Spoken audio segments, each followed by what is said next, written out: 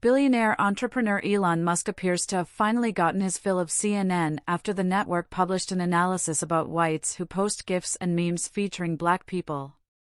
If you're white and you've posted a GIF or meme of a black person to express a strong emotion, you may be guilty of wearing digital blackface, said CNN in a tweet summarizing the analysis by John Blake, who is black.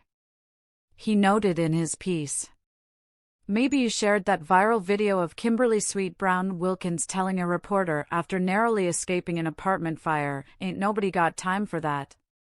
Perhaps you posted that meme of supermodel Tyra Banks exploding in anger on America's Next Top Model, 'I was rooting for you.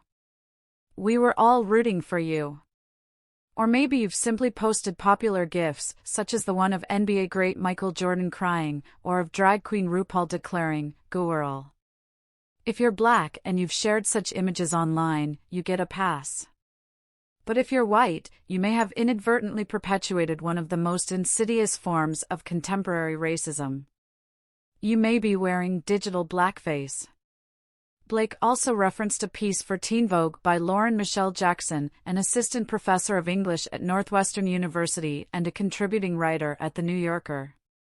She claimed that there is a trend on the internet where white people find humor in exaggerated displays of blackness, perpetuating the harmful notion that black people are inherently over the top or walking hyperbole.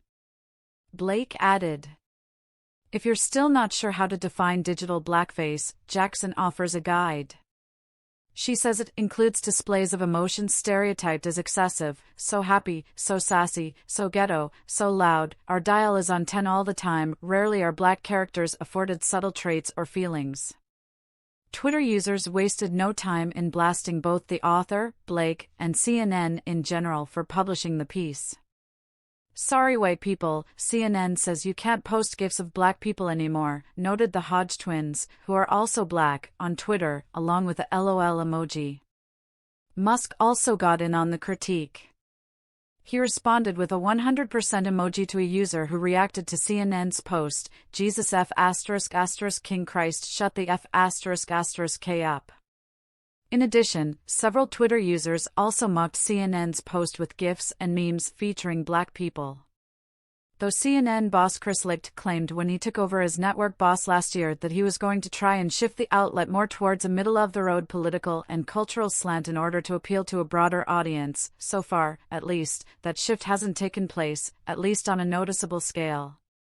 That was evident over the weekend when host Jake Tapper was interviewing House Oversight Committee Chairman James Comer, a Kentucky Republican, regarding the potential indictment of former President Donald Trump by the Manhattan DA, Alvin Bragg.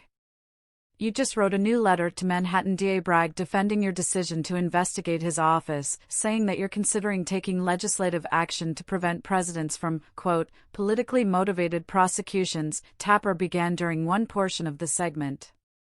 "As of right now, of course, Trump has not been charged with anything. What do you say to Bragg, who says you're trying to stop a charge from happening even before you know of any evidence?" the host asked. "Well, what the DA is trying to say is what you just quoted. He said, stay out of local investigations," Comer responded. "The problem with that is, this is not a local investigation. This is a federal investigation. He's investigating a presidential candidate, not to mention former President of the United States, for a federal election crime.